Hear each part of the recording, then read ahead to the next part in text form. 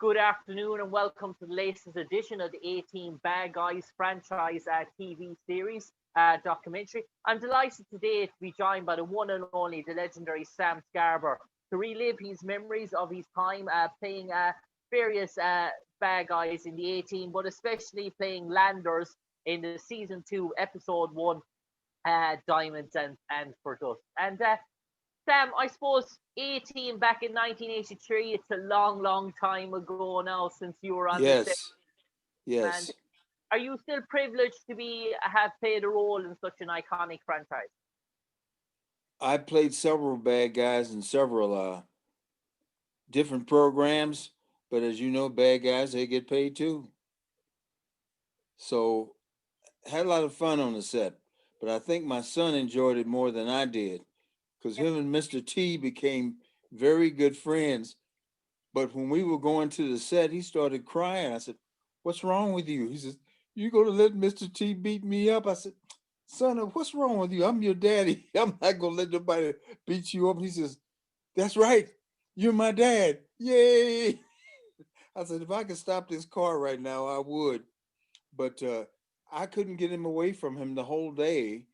Uh, we were working on the set, which was over behind Magic Mountain in North Holly, in the valley, and they got a whole set, a little town, the whole thing. It looks very realistic, and so there was, and at halftime during the daytime for relaxation, we played dodgeball.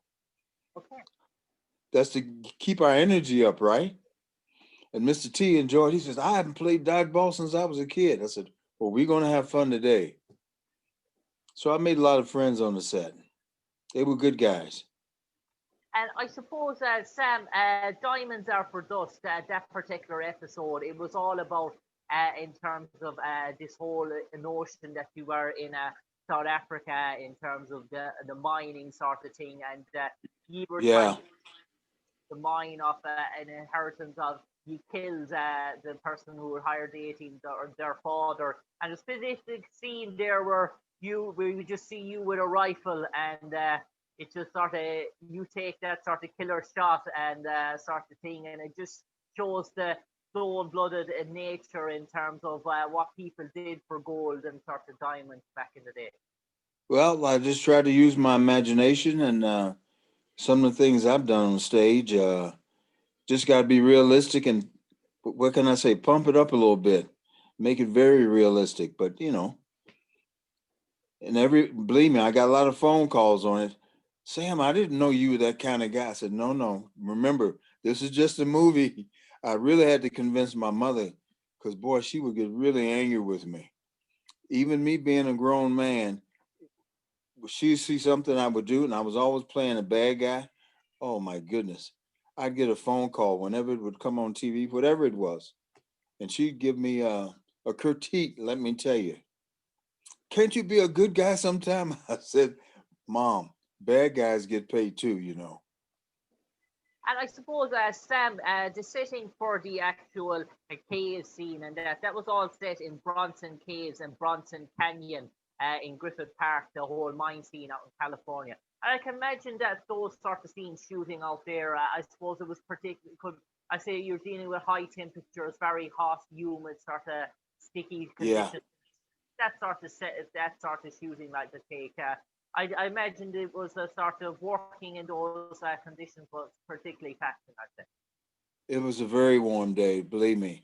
And so even after they spritzed you down, you didn't have to do it anymore because I was sweating pretty good, profusely.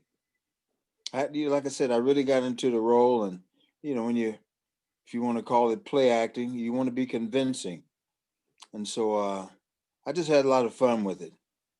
And checking out that cave back up in Hollywood, I really didn't know it was up there, but I know it's up there now. And I guess a lot of things have been shot up there. And I suppose, Sam, in terms of the A team and coming on that sort of set, did you feel it was a very slick sort of professional sort of set? It was the first episode of the second season. They had a season already under their belt. Did you feel that everything was polished, everything ran smoothly, and did you feel that you were on the set of a really well run oil machine in terms of what the A team was. Yeah, the program was well oiled, and everybody was very professional. And boom, boom, boom, boom, boom. You know, they didn't waste any time. Wasn't a lot of overtime. Everybody knew what they had to do, and I can't remember the director, but everything was right on time. So it was And good performances.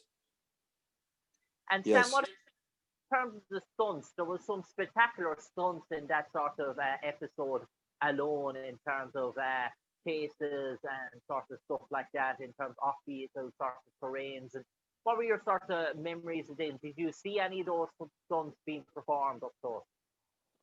yes. Some of my own stunts I did, and others that I didn't. I had a buddy of mine. His name was Tony Brubaker. We looked so much alike that he did a lot of my stunts. But from the fact that I played 9 years of pro ball, to me, I had no problem with it. I just didn't want to get hurt, and they didn't want me to get hurt. So they said when something really got hairy, they let Tony step in, and he would take it from there. And you mentioned your son becoming sort of very close with Mr. T, sort of character. And in terms of Mr. T himself, how did you sort of find him? Was he on set? Was he quite reserved guy when he wasn't sort of shooting? Did he keep to himself, or was he in a fun sort of jovial mood most times? He was in a real good mood, and I think him being friends with my son really kind of warmed him up. But when it came to shoot something, he was very professional. He was his character. But I understood that, and there was no problem. Everything was great.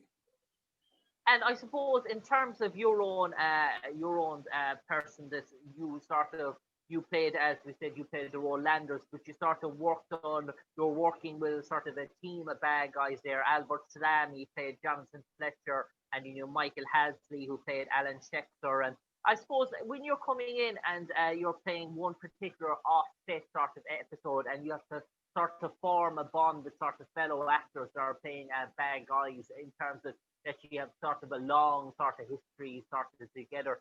You have to do sometimes you feel that it's easy to hit that sort of connection with people in just a one-off episode to form that sort of chemistry, or does it take that bit of time?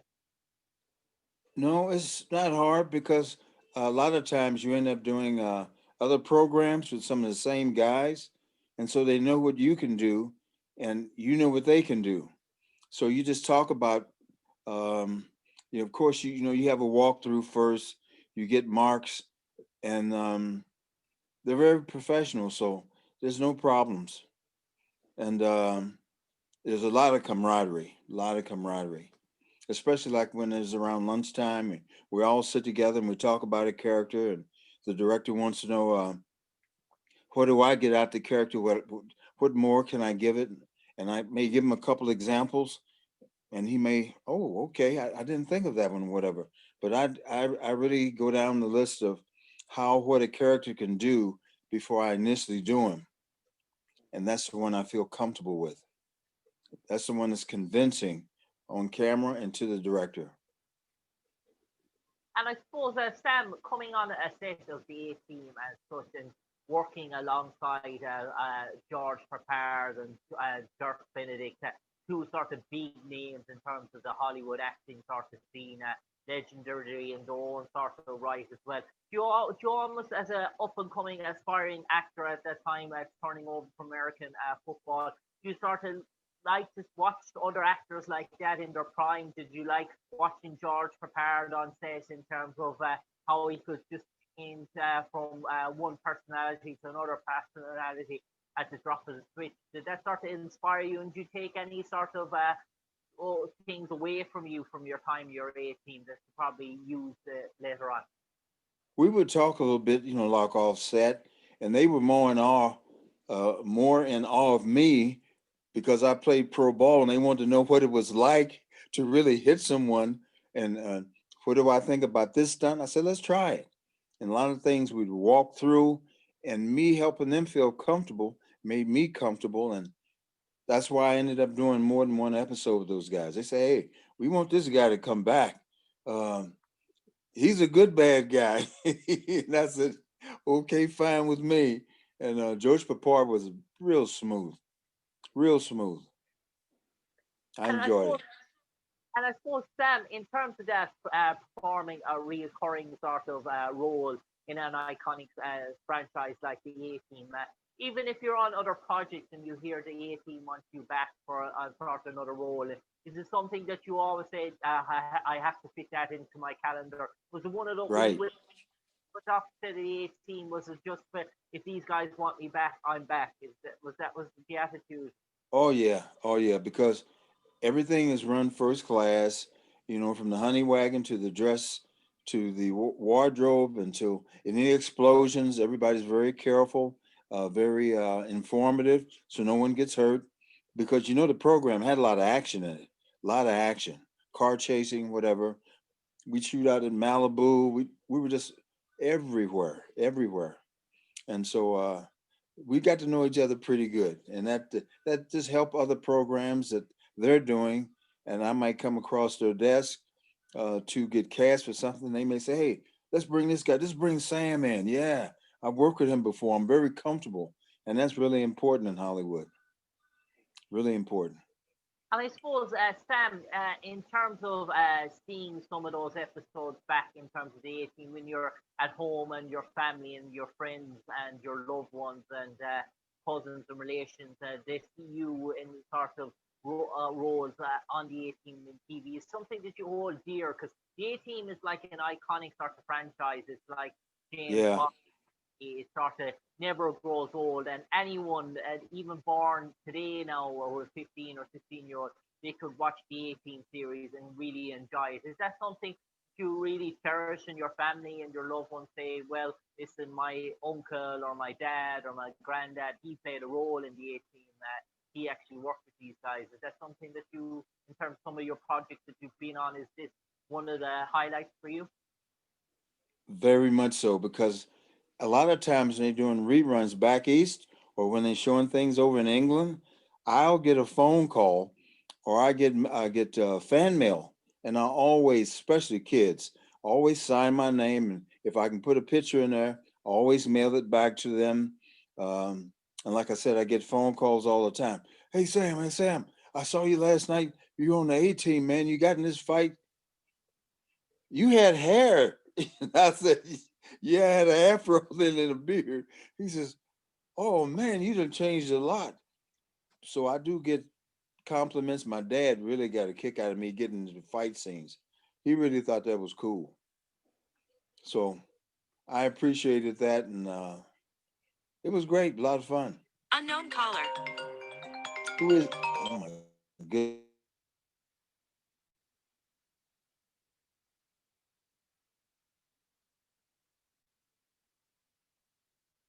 Uh oh! Hello, Sam. Yeah. Yeah, still with you here. Oh, No bother in the somebody world. called me. Oh my goodness! Bother I'm in the world, sorry. Sam. Sam, in terms I, of the A team, working on set when you were there, in terms of doing particular episodes, yes. week sort of stint you would have for an episode, or did it was it run so smoothly that they shot an episode within a week of your arrival, from the time you arrived to the time the show episode films, or did it vary per episode? Well, usually um, it's been a while, but usually Tuesday through Thursday is when we shoot. But they try to put things together like over the weekend, and because Cannell Productions were doing it, then it begins to be like a family, and they try to get you to work on the other programs also. Sunny Spoon, and I can't remember the other one. Um, they want you to work for him, Cannell. He was a great guy, and I knew his secretary quite well, and his chauffeur. And you end up being like a family, being in touch, and if they ever have anything, they want you to come over, and if they got future projects coming up, they want to know if you could be available. Well, why, of course, if I'm having a pretty good time working for those guys, I want to work for them. I want to work for them as often as I can. And I suppose, Sam, lastly, before I let you go, in terms of your time on the A team, if someone was an A team encyclopedia as such, and they put you in your, you put your name in the A team, and they asked you to sort of write two lines to sum up your experiences of the A team and what was it like being playing a role in the A team series. What would you like those two sentences to read? What would be Sam Scarber's fondest memories of the A team if someone asked you to write a little note on that A team encyclopedia? What would you like this to read, Sam? A familiar line, right? I'm trying to think of one.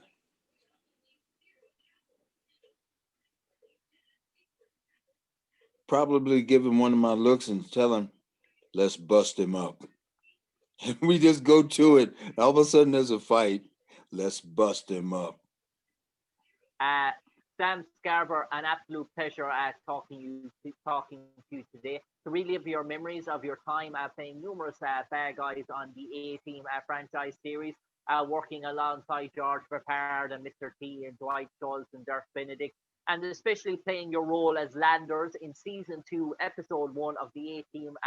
Diamonds Are for Dust. You played one of the henchmen Landers alongside Michael Hasley, who played Alan Schechter, Albert Salami, who played Jonathan Fletcher as well. So we do advise all our audience to do check out that episode of the A Team once more. Season 2, episode 1, Diamonds Are for Dust. Sam Scarber, who played the role of Landers. Pleasure talking to you today, sir. We wish you a Merry Christmas and a Happy New Year and a prosperous 2021. Good. And a happy holiday to you and my fans. I love you all. And thank you again, sir, for this opportunity. No problem. Take care, Sam. Take care. Bye now.